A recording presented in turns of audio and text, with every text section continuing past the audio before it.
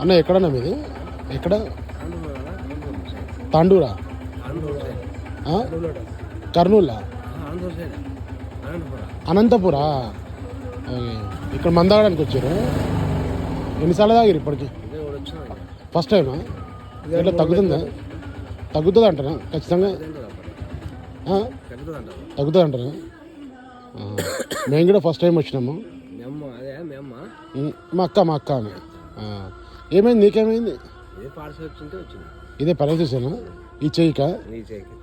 చెయ్యి కాలు రెండా కొంచెం కాలు నడుస్తుంది కదా ఈ చెయ్యి కోసం వచ్చి అంటే ఇంతకుముందు ఎక్కడ చూపించుకున్నావు ఆంధ్రాలోనా ఎక్కడ